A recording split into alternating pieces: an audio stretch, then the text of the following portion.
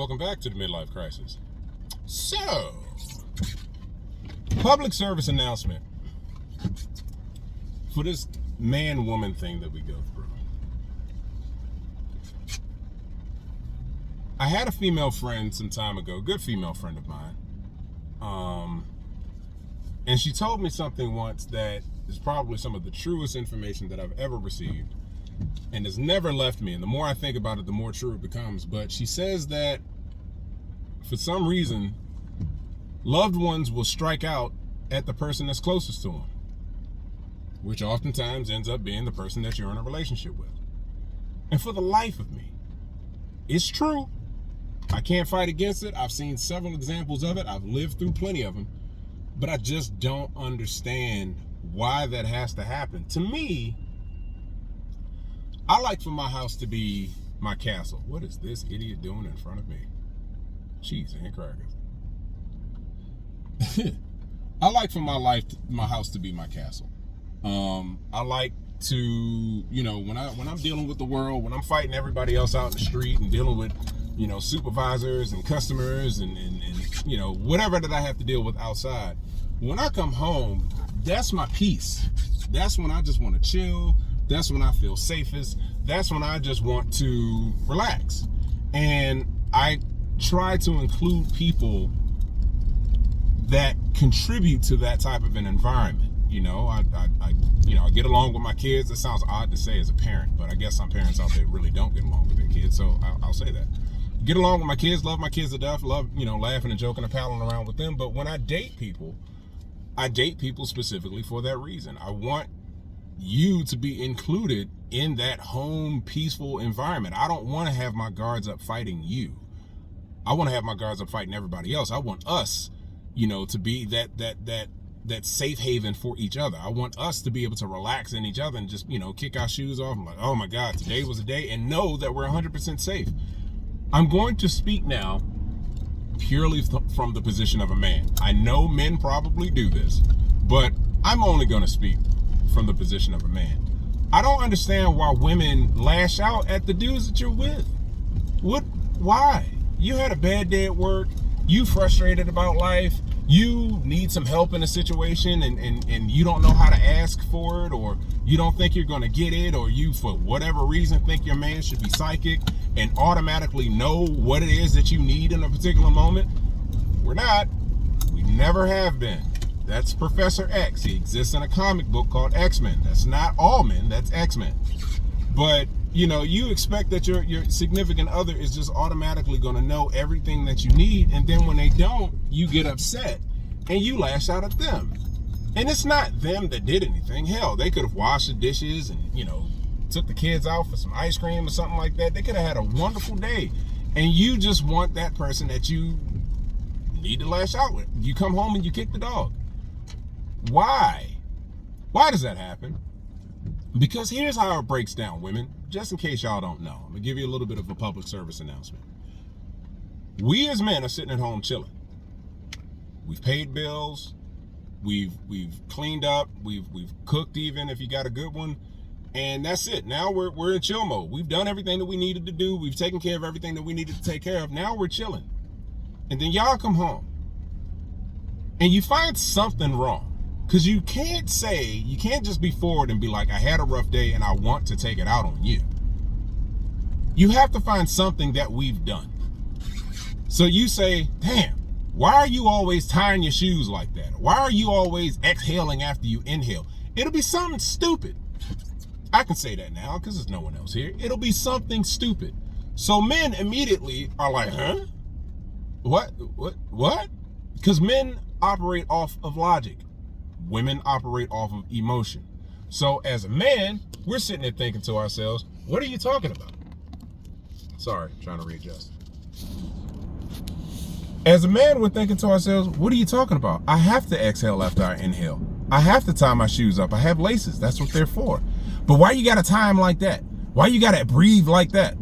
What? We're still caught in the trying to make sense of it.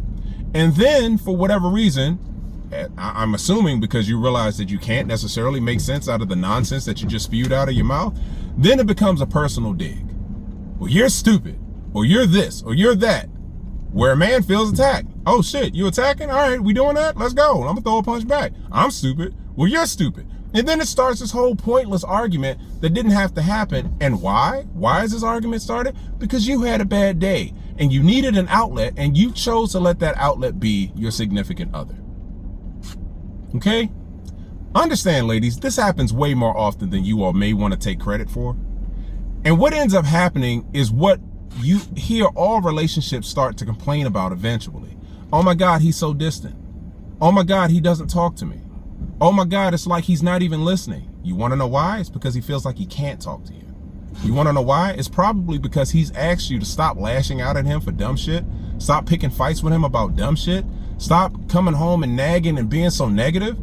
And instead of you listening to that and agreeing, yeah, I am coming home and being negative. Yeah, in this situation, I am the problem because I am coming home and taking things out on him that have nothing to do with him. I am not trying to process my own personal emotions and actually find a sufficient outlet to vent these feelings or to solve these feelings, you know, with the person that actually caused them in the first place. Nope, I'm going to take it out on the person that's closest to me. Now, this does happen with kids sometimes. You take it out on your children. This does happen with the proverbial kicking the dog. But a lot of times it happens with your spouse. So getting back to that, what ends up happening?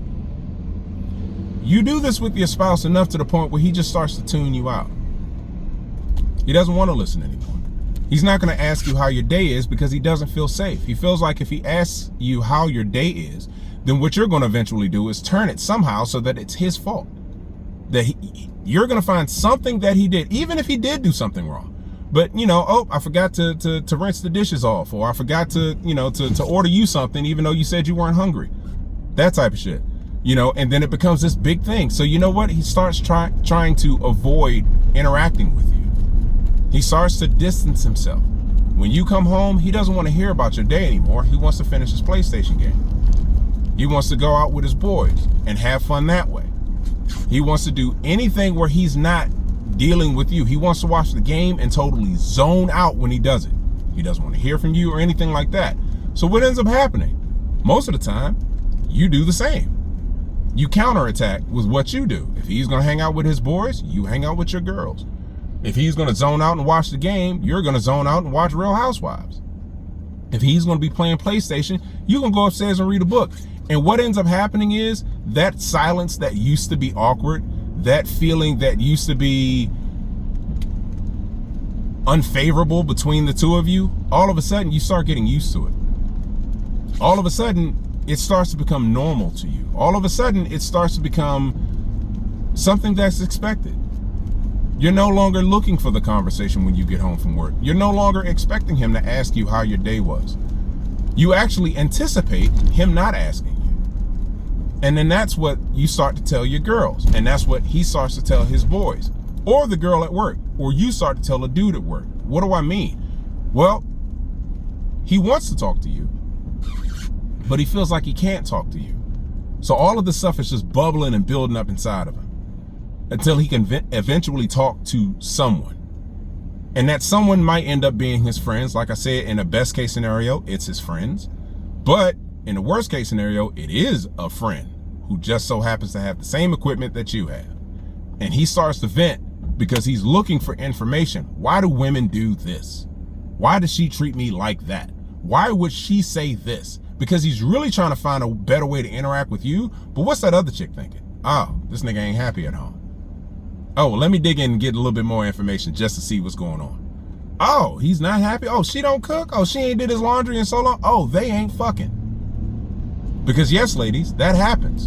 In the beginning, you want the relationship to work. So you do everything. You are excited to do everything. You're excited to ask her about her day. You're excited to hear how things work. As men, we're excited to try to do our best to solve your problems.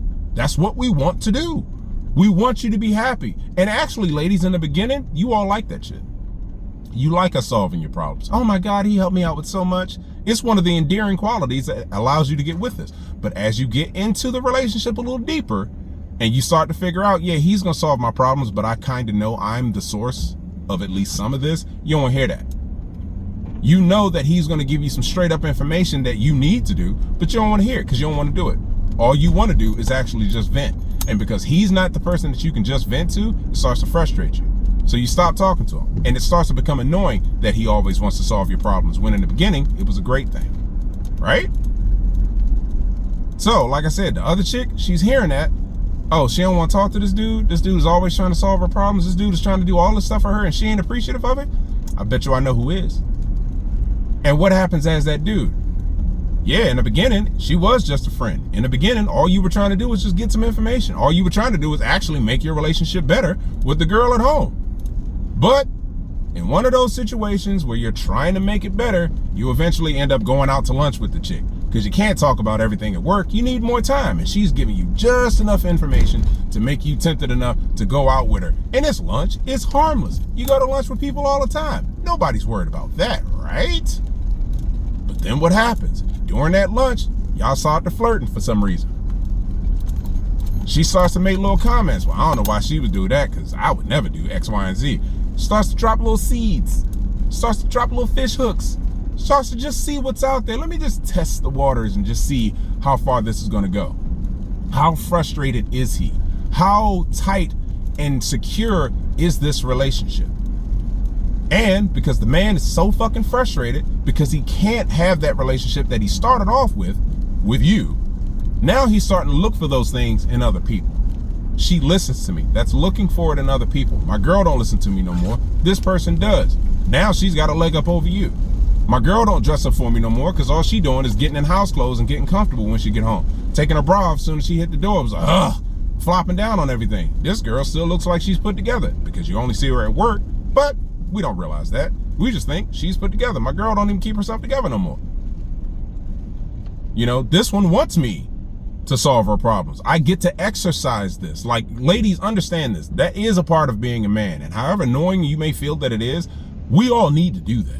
We all need to be able to solve a problem somehow. That's why a lot of us look at sports, because we think that we know the best team and we know the best stats, so we know who's going to win. It makes us feel good. It gives us something.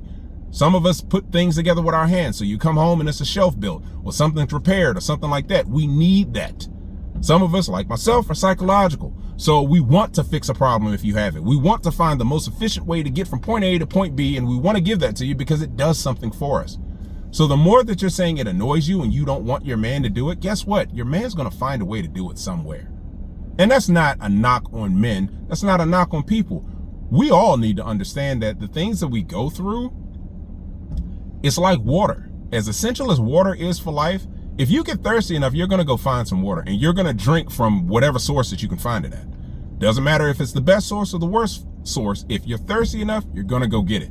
So if there's things that you need to express in your relationship, things that you want to express as a couple, or as a part of being a couple, and you're not able to do it as much as you want to, you're going to find an outlet for that. Got to be careful. Got to understand what's going on. But understand, like I said, what's happening in this situation, because you as a woman haven't found a good and efficient way of dealing with your stress, of finding an outlet for all of these bottled up emotions. You take it out on your spouse, and your spouse, being long-suffering, just gets used to it. If he's not long-suffering, guess what, ladies? He does this a long time ago. You tripping, I'm out. I'm not dealing with you. But if he is long-suffering, he starts to suffer in silence. He starts to keep his mouth shut. Even if he's one of these argumentative niggas that likes to put his hands on women, which I don't agree with, but eventually even that guy shuts the fuck up. We just get quiet. And we start finding ways around you to get the things that we need. And I know how that sounds. Oh, he's just trying to go fuck somebody else. No. What I'm saying is that peace that we want to get from you, we get that when we go outside the house now. We get that from hanging out with Craig and them. We get that from playing PlayStation and just zoning out and not even talking to you. Pretty soon, your image, your space in my brain starts to reduce until the point where it's comfortable. I'll do this for her, I'll do that for her, and then I ain't got to deal with her no more. You become a nuisance. You become a chore. You become something that we have to do, not something that we want to do. I'm paying the mortgage to shut her up. I'm washing the dishes to shut her up. I'm dealing with the kids to shut her up. Because it stops being, I want to talk to you 24/7 to, please don't talk to me right now. Please don't. And like I said, ladies, in this case of what I'm describing, you all have full control over that. Stop taking shit out on your man and talk to him. You having a rough day? Let him know you having a rough day. but also be able to look in the mirror and understand some of the shit you're doing to yourself. If all of the people at your job don't want to listen to what it is that you have to say, maybe what you have to say isn't that important. Maybe you think it's way more important than it is, and you need to check yourself. And I know you don't want to hear that from anybody, let alone your man, but guess what? If that's the nigga that's closest to you, and the nigga that you're actually trying to be with for the rest of your life, you might have to eat that. The same way we got to eat it as men. But again, I'm only talking from the man's standpoint right now. This is my goddamn video. But I'm just saying, you got to understand that. You got to understand that these little subtle actions that in your mind are okay for you because you know that you're going to get over it. You know that it didn't really mean that much to you. It could mean something totally different to him. He could have a totally different understanding of what's going on with you than what you think he does. He could be on a totally different wavelength than what you think he's on. And then you'll be the one figuring that out at the end. I never knew he was unhappy. I never knew he had a chick on the side. I never knew that he didn't even want to deal with me. I never knew that he was having second thoughts about marrying me. I never knew that he wanted out of the relationship. This shit starts to happen over and over again. This shit just starts to build up. He starts to get quiet. He starts to not talk. And you think you're good because you're existing in your own world. This shit helps you because you do get a way of letting these feelings out on him. But he's like, nah, I ain't trying to deal with this no more. I want to be happy too. I want to be with somebody who I can talk to about my issues and my problems. She can talk to me about her issues and her problems. And we work together as a team to get this stuff figured out. Not the person who, when everything's nice and hunky-dory, we're this perfect team. But when shit gets rough, you don't want to talk to me. Or you want to take shit out on me. That's not fair to the dude. And it just starts this domino effect of things happening in a relationship that nobody really wants. It sounds stupid and counterintuitive, and I am by no means making an excuse for this, but people wonder why people cheat. It's because we never really wanted to leave your ass in the first place. We never really wanted to be rid of you. We wanted all of the stuff that we're doing with the side chick with you. But you ain't giving it to us no more. And we've asked. But you stopped listening a long time ago because you think you know what we're saying before we say it. So even if I'm speaking to you in German, all you're hearing is French. You're missing it because you think you already know what I'm about to say. You think you know what's motivating what I'm saying as opposed to actually just listening to what I'm saying. And then once we've tried it enough times, we stop trying. And that's not something that anybody wants to do. Think about it.